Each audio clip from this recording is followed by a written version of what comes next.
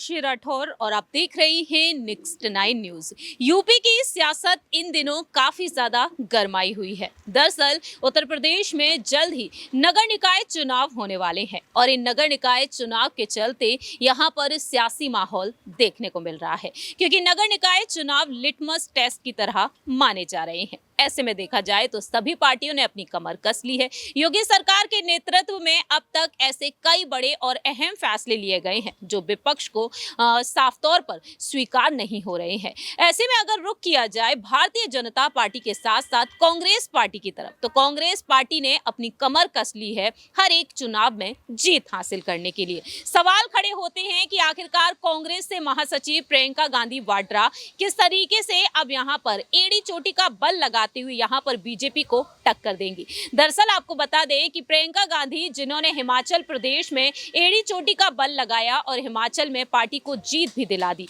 68 विधानसभा सीटों में से 40 विधानसभा सीटों पर कांग्रेस जीत हासिल करती हुई नजर आई। अब प्रियंका गांधी वाड्रा भारत जोड़ो यात्रा के बाद हाथ से हाथ जोड़ो अभियान को लेकर मैदान में है। जी हाँ, कांग्रेस से पूर्व अध्यक्ष राहुल गांधी ने भारत जोड़ो यात्रा के जरिए मजबूत दावेदारी पेश की। अपने संघर्ष के जरिए प्रधानमंत्री पद की दावेदारी के लिए खुद को आगे कर लिया है, क्योंकि साल 2024 में लोकसभा चुनाव होने वाले हैं और लोकसभा चुनाव के लिए हर एक दल पूरी तरीके से रणनीतियां बनाते हुए दिखाई दे रहा है। ऐसे में देखा जाए तो यहाँ पर बीजेपी जो अहम फैसले ले रही है, वह बीजेपी यहाँ पर कहीं ना कहीं विपक्ष को एक बार फिर से हार का सामना करा सकती है। विपक्ष एकजुटता का संदेश दे रहा है, लेकिन साल 2024 पर देखा जाए तो सर्वे रिपोर्ट आना अभी से शुरू हो चुकी है।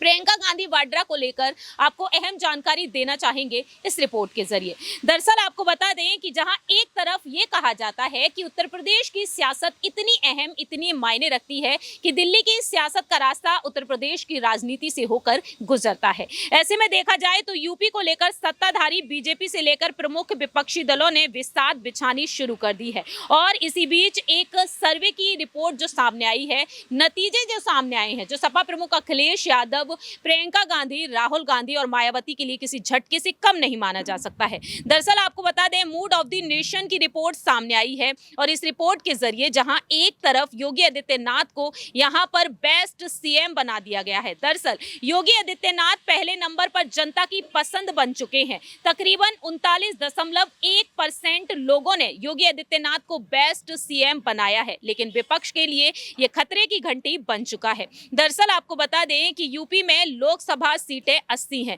2019 के लोकसभा चुनाव में बीजेपी को 62 सीटों पर जीत मिली, जबकि 2 सीटों पर सहयोगी दल के प्रत्याशी जीते थे। ऐसे में देखा जाए तो अखिलेश यादव की टेंशन बढ़ चुकी है, तो वहीं मायावती को भी कठिन परीक्षा देनी पड़ सकती है। लेकिन प्रियंका गांधी के लिए एक बड़ी चुनौती बन चुकी है। 2019 में कांग्रेस का प्रदर्शन बेहद खराब रहा। कांग्रेस केवल 1 सीट पर जीत हासिल करती हुई नजर आई, लेकिन सर्वे के मुताबिक कहा जा रहा है कि अब इतना ही नहीं, बीजेपी को केंद्र से हटा सके, इसके लिए यूपी को साधना बेहद जरूरी है। कांग्रेस को मजबूत करने में प्रियंका गांधी वाड्रा जुटी हुई हैं और पार्टी की सीटें बढ़ाने में कड़ी चुनौती का वह सामना कर रही हैं। नगर निकाय चुनाव को लेकर यही कहा जा रहा है कि नगर निकाय चुनाव के लिए कांग्रेस से प्रदेश अध्यक्ष खाबरी ने साफ तौर पर कह दिया है कि प्रियंका गांधी अपनी टीम का गठन करने में जुटी हुई हैं। शायद वह रायबरेली सीट से चुनाव लड़ सकती हैं। अगर राहुल गांधी अमेठी से चुनाव नहीं लड़ते हैं तो शायद प्रियंका गांधी को वहां से आगे किया जा सकता है। तो यूपी की सियासत को प्रियंका ऐसे संभालती हुई नजर आएंगी,